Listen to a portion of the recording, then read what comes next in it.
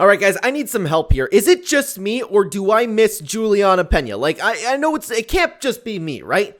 Julianna Peña, everybody's been making fun of her. We're going to talk about Julianna Peña in just a second because the Bantamweight division needs saving, and she has the capability of doing it. Hello, everybody, and welcome back to another video. If you're new here, my name is Kyle. I am your guy with many YouTube channels.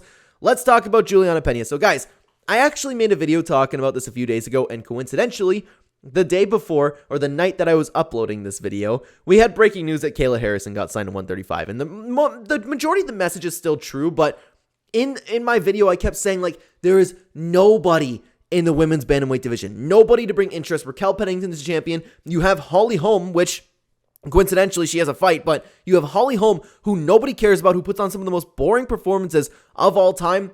And it kind of, like, got steamrolled a little bit because Kayla Harrison got signed to the UFC, but Kayla Harrison's boring too.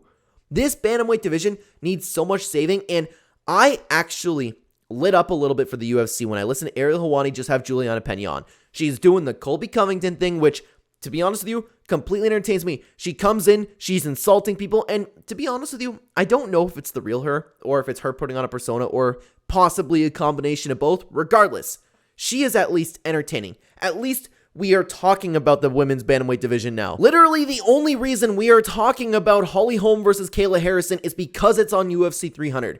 If that was just on any other card, nobody would really bat an eye to it. Kayla Harrison's not interesting. Holly Holm is boring, puts on the most boring performances ever. Kayla Harrison, who knows if she's going to even make weight? None of it is interesting. None of it. At least when Julianna Peña is around. She's going, Amanda Nunes ran for me. I'm going to be the champion. I am the real champion. As delusional as that sounds, it's interesting. She came on Ariel Helwani's show insulting Raquel Pennington for how boring it is. And you know what?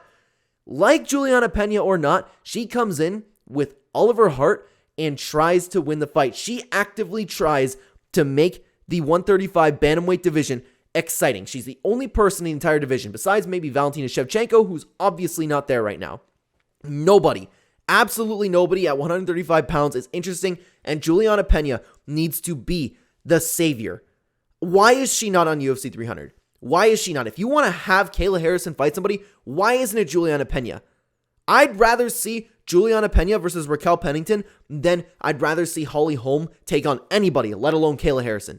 Kayla Harrison means nothing to me. I don't care. Not even sure that she's going to make weight. Like I said, guys, you may not like Julianna Peña. And I'm not saying I'm a big fan of Julianna Peña. I'm not even necessarily a fan, but at least when Julianna Peña is around, I'm interested. I'm invested. Look what she brought to life with her two fights against Amanda Nunes. She tried to win. She was able to do it. Chalk it up to Amanda Nunes not training and taking her lightly all you want. She came in there. She won. And in that second fight, as brutalized as she was, she never quit on herself. She made the fight relatively exciting, unlike we just saw with Mayra Bueno Silva versus Raquel Pennington. That entire division is dead in the water, stuck in the mud, as Conor McGregor would say. And Julianna Peña is literally the only light in that tunnel. If you want to have a bantamweight fight on UFC 300, which I don't even think you should, I don't even want to see Julianna Peña at 135, but I want Holly Holm to, with all the health in the world, have a reason to pull out of that fight and have Julianna Peña step in and fight Kayla Harrison, because at least we would have something on the mic. At least we would have someone yapping. At least we would have something to talk about. At least after something that Julianna Peña says, we can all laugh at her, or we can all go, oh, she actually said something funny. She's kind of like a female version of Colby Covington in a way, but obviously not as personal. She's doing well with what she does. And I listened to the entire interview she just had with Ariel Helwani because I was legitimately interested. She pulled me in. She has me interested. Julianna Peña is marketable, fairly marketable. She's as marketable as you can get for that division. She needs to be champion. She needs to be thrown in a title fight. She's more than capable of winning. I don't understand why there's no push for Julianna Peña right now, and instead we're going with Holly Holm versus Kayla Harrison as the big fight that you can make in the 135-pound division. And guys, honestly, this video was just a big message to you because I want to know legitimately if I'm the only one who is saying, like, Julianna Peña is a must for the 135-pound division right now. She is the only hope that division has. Otherwise, without Ronda Rousey, without Holly Holm knocking out Ronda Rousey, without Amanda Nunes, even Amanda Nunes just stomping on everybody, that was boring. That was completely boring. Julianna Peña will bring hype coming into the fight. Julianna Peña will actively try to win, actively try to make the fight exciting. Sometimes she fails. Regardless, she's trying. She's doing her best, and I really appreciate that from a fighter.